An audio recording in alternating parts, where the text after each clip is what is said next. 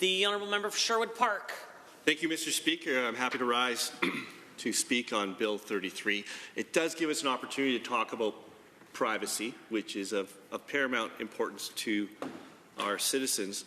Having a good understanding of the importance of privacy and why it needs to protection in this province, I think, is key when we're going to be discussing new legislation that's addressing our privacy, that's intended to protect our privacy.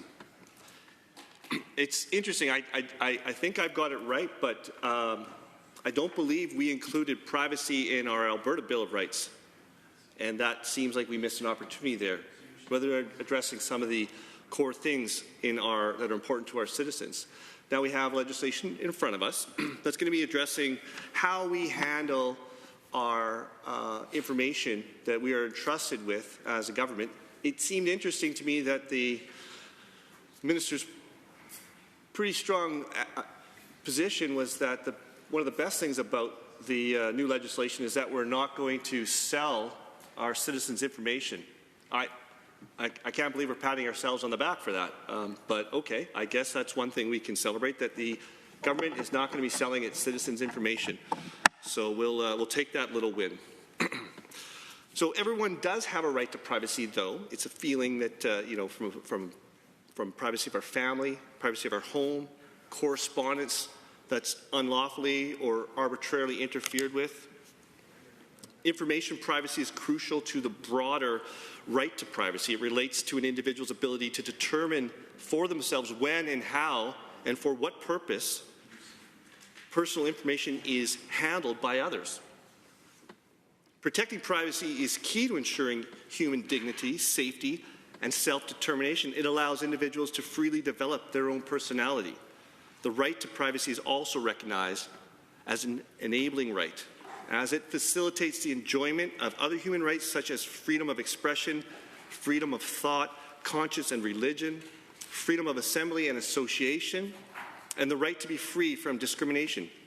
And in this way, privacy serves as a foundation for our democratic society. So what are some of the impacts of interference with that privacy that we're trying to protect? Interference with an individual's privacy can result in many different types of harm for an individual, such as their reputational damage, embarrassment or humiliation, emotional distress, identity theft or fraud, financial loss happens, physical harm can happen, intimidation, disruption of government services, discrimination, the feeling of disempowerment. But failing to respect their right of privacy can also have wider societal impacts. It can lead to the erosion of public trust and of lack of willingness to engage with government. So a large part of this debate has already been brought up from the member from the Southwest about how important trust is in our government and how protecting that privacy ensures that trust. As such, it's vital that Alberta's public sector organizations are transparent and appropriately handle citizens' personal information to ensure that they retain the trust of the community. It seems, again, that the minister's most important promise of Bill 33 is that the government will not be selling its citizens' information. Maybe to illustrate some of the importance of privacy for the bill discussion, we maybe bring up some examples of when people's personal information is compromised. So maybe Janet and her children are survivors of family violence and receiving services from a government department. The department accidentally discloses some documents to the perpetrator of the family violence that includes Janet and her children's personal information. In this scenario, Janet and her children could face physical harm as well as severe emotional damage. They may be required to relocate from their home and may lose trust with the department and no longer engage with their services. Or maybe an example of Graham, who's an employee of a university, and he makes a complaint to HR about the conduct of some of his colleagues. During the investigation, the university discloses information about Graham's complaint throughout the organization, and details of his complaint become common knowledge amongst his colleagues and the university's management team. In this scenario, Graham could be humiliated and may experience distress because of the disclosures.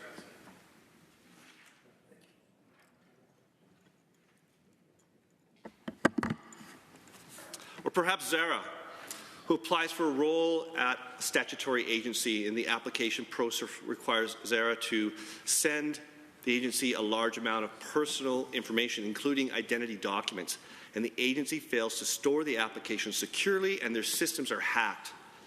Zara's information is obtained by a third party who uses her identity documents to steal money from her bank account. In this scenario, Zara has suffered financial loss as well as emotional distress because of the breach. And that is why with our 1,200 government bodies, it is so important that we protect people's information.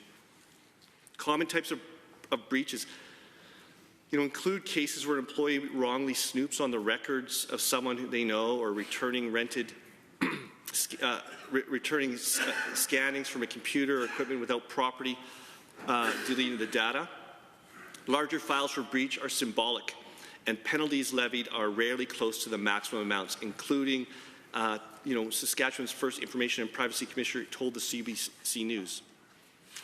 So I wonder, will UCP commit to actually enforcing the heavy fines that are listed in Bill 33? We know the enforcement of payment is not the specialty of this government. We've seen that in other scenarios across this province, especially in rural municipalities.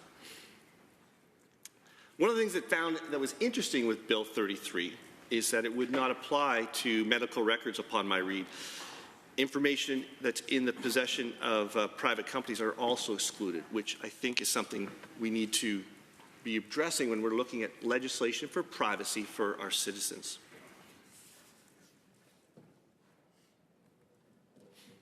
The government has not yet specified when they will be enforcing all the details for the enforcement of breaches, and it feels like there's a lot of room in that. I think when I read in a note on it, it was we're expanding it from 3 months to almost half a year for policy breaches to be investigated. So frankly, the minister's lack of knowledge is astounding. And frankly, just on another side note, another minister's lack of knowledge is astounding, because he repeatedly tells us the government does not pay taxes. He knows, and I know, that the minister runs a program to pay municipal taxes called GPOT, grants in place of taxes. So taxes by any other name are vital revenue for Alberta municipalities to serve Albertans. Edmonton's mayor just posted today on social media that he wants the Premier to restore grants in place of taxes.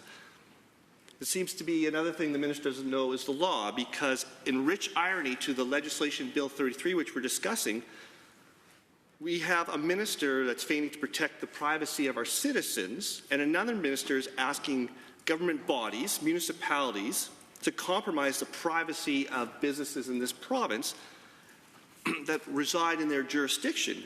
And our government is asking municipalities, rural municipalities in particular, to send letters to reveal the names of specific oil and gas companies that are not paying their property taxes. So on the one hand, we're saying we're going to protect the privacy of citizens and their records, and on the other hand, we have a government that's actually asking municipalities to reveal the privacy of businesses and citizens in their jurisdiction. It's great irony, Mr. Speaker. And we all know in this Assembly that there is a very serious problem with oil and gas businesses that are not paying property taxes to rural municipalities. And municipalities are tremendously frustrated by the lack of support from the UCP to enforce payment of property taxes by bad-acting oil companies. But the solution is not to compromise the privacy of businesses and citizens in Alberta. Because, as it's mentioned from the member from Boular-McCall, protection of privacy is paramount. The protection of privacy, with that you protect people's confidence in their government. We seem to have a government that is continually eroding the confidence of Albertans' confidence in our government. Too many times. We have 1,200 government bodies that we need to know citizens can go to and can entrust their information with. don't direct resources towards chemtrail investigations. The finance minister fired the entire board of AIMCO, and then appoints former Prime Minister Stephen Harper, someone who's a successful politician but has no experience managing funds, to now manage $170 billion. And so that is ways that you erode confidence in our government agencies. These moves by this government are dizzying. The number of terrible pieces of legislation they bring are eroding the confidence in our government. And bringing forward legislation that, as was pointed out, the Office of the Privacy Commissioner has already pointed out there are many flaws with, is not going to improve people's confidence in our government. And with that, Mr. Speaker, I move that we adjourn debate.